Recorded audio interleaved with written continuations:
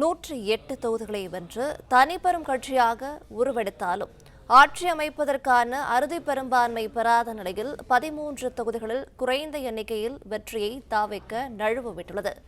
இது தொடர்பான கூடுதல் விவரங்களை செய்தியாளர் சரவணகுமார் வழங்கிட கேட்கலாம். சரவணகுமார், வணக்கம். இது குறித்தான மேலும் விரிவான விவரங்கள்.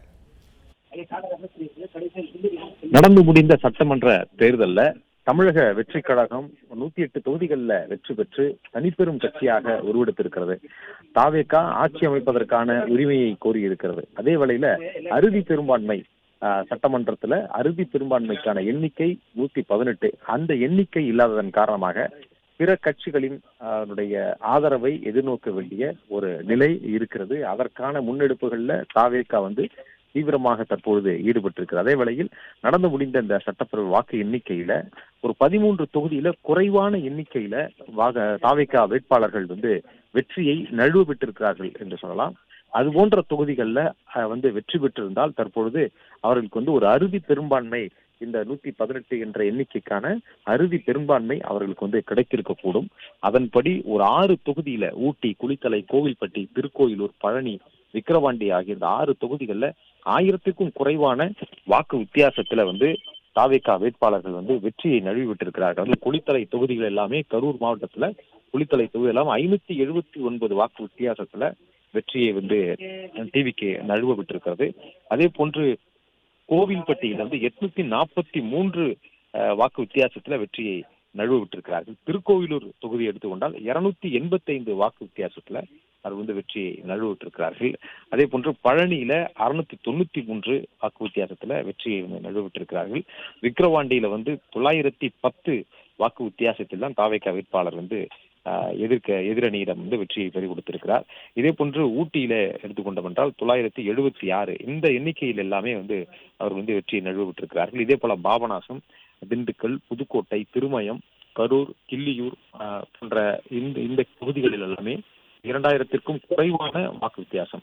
இந்த குறைவான வாக்கு வித்தியாசத்துல மொத்தமாக 13 தொகுதிகள். இந்த 13 தொகுதிகளிலும் இந்த குறைவான வாக்கு வித்தியாசத்திலே தோல்வியை தழுவியிருக்கிறார்கள். ஒருவேளை கிடைத்திருந்தால் இன்று தாவேகா ஒரு தனித்து நின்று ஒரு அறுதி பெரும்பான்மை பெற்ற ஒரு கட்சி என்ற மற்றொரு மைல்கல்லையும் எட்டி இருக்கும். அவர்கள் ஆட்சி அமைப்பதற்கு எந்த ஒரு பிற கட்சியினுடைய எம்எல்ஏக்களையும் சார்ந்து இருக்க வேண்டிய ஒரு நிலை இருந்திருக்காது.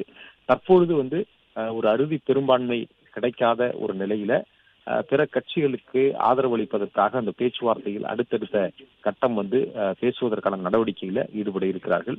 நாளை தினம் ஆளுநரை தாவேகாவினுடைய தலைவர் விஜய் சந்திக்க இருப்பதாகவும், ஆட்சி அமைப்பதற்கான உரிமை கோர நேரடியாக சந்தித்து உரிமை கோர இருப்பதாகவும் கூறப்படுகிறது. நாளை மறுதினம் இது ஆட்சி அமைப்பதற்கான அந்த ஏற்பாடுகள், பதவியேற்புக்கான ஏற்பாடுகளையும் செய்வதற்கு தாவேகாவினர் திட்டமிட்டிருக்கிறார்கள்.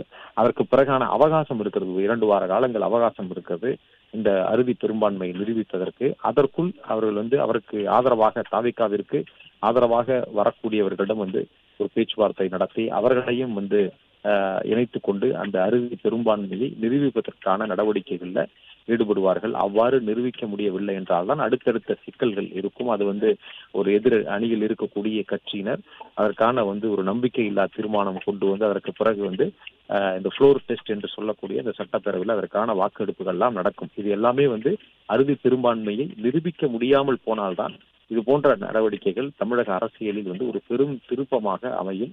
அதே வேளையில் ஒரு 108 தொகுதி என்று பிடித்திருக்கக்கூடிய நிலையில மீதும் ஒரு 10 என்ற எண்ணிக்கையில ஒரு ஆதரவை திரட்டுவதற்கான நடவடிக்கையில தாவேகாவும் ஈடுபடுவது போல எதிர்கட்சிகளில் இருக்கக்கூடிய, வெற்றி பெற்ற பிற கட்சிகளில் இருக்கக்கூடிய சிறு சிறு கட்சிகளும் கூட அதற்கான ஆதரவு நிலைப்பாட்டை எடுப்பதற்கான வாய்ப்புகள் இருக்கிறது.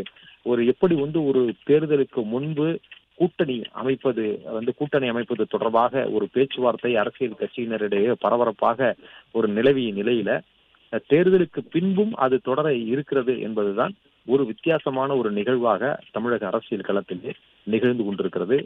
வழக்கமாக தேர்தல் முடிந்தால் தேர்தல் முடிந்த பிறகு வெற்றி பெறக்கூடிய இந்த கட்சி ஆட்சி அமைக்கும்.